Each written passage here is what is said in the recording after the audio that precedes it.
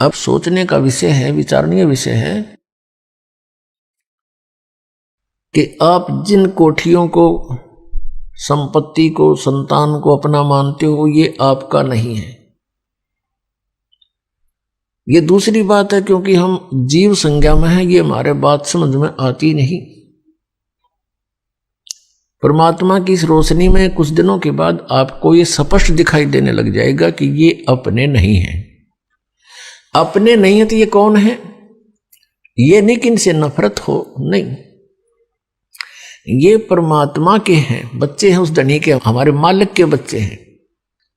और मालिक के बच्चों से हमारा कैसा ट्रीटमेंट होता है, कैसा हम उसको ट्रीट करते हैं, कैसा व्यवहार करते हैं, उस मालिक के डर से हम उनको बहुत प्यार देने की चेष्टा करते हैं कि कहीं वो मालिक दुखी ना हो जाओ, उसके बच्चों को हम तंग कर दें।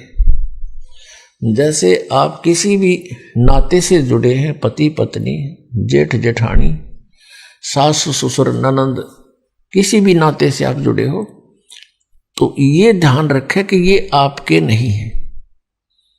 और ये नाते हमने यहां अपने एक समाज में जीने के लिए बनाने पड़े हैं, नहीं इनके बिना तो गदर माच जा।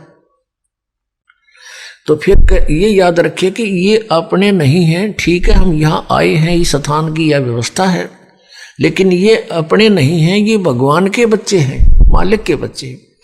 अब जैसे सास बहू ने दुखी करे, वो पाप की भागन होती है, और फिर बहू सास ने दुखी करे, वो महा अपराधी होती है।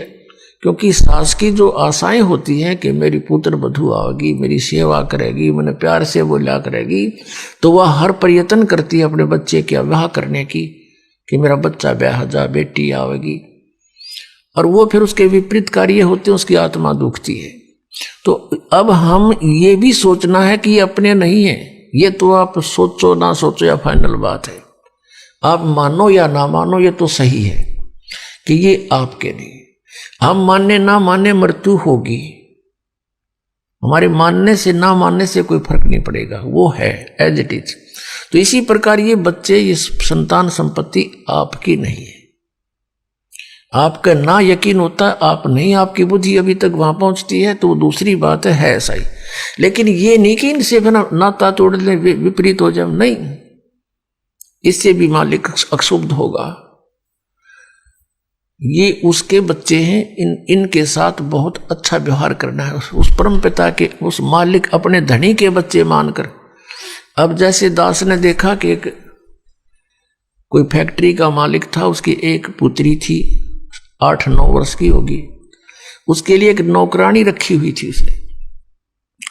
और उनकी कोठी से स्कूल विद्यालय उस लड़की का घनी दूर नहीं था, 1000-2000 फुट था बस। मतलब यहां से सड़क हो, इसे थोड़ा दूर लगा लो।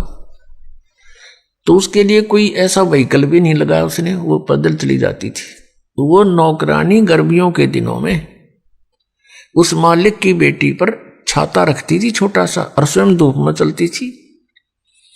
उसको सुबह तो इतनी गर्मी नहीं होती थी, आते समय से वो ऐसे छाता करके लाती थी उसके ऊपर। और जो उस मालिक ने उसको पैसे देती थी, दिया जाता था महीने का खर्च, तो उसके भोजन का, पानी का, उसके कपड़ों का, जूतों का, पॉलिश का, वो सारा वो उन पैसों से ही वो उस बच्चे पर लगाती थी।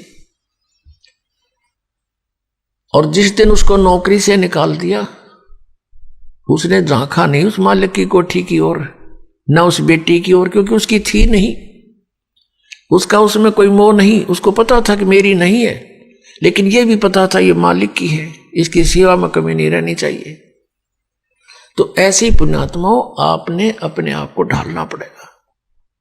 यदि यहां जीना ठीक चाहते हो और सतलोक जाना चाहते हो, इस तरह आपके मन को इस सच्चाई से जोड़ना पड़ेगा। यह सत्य है।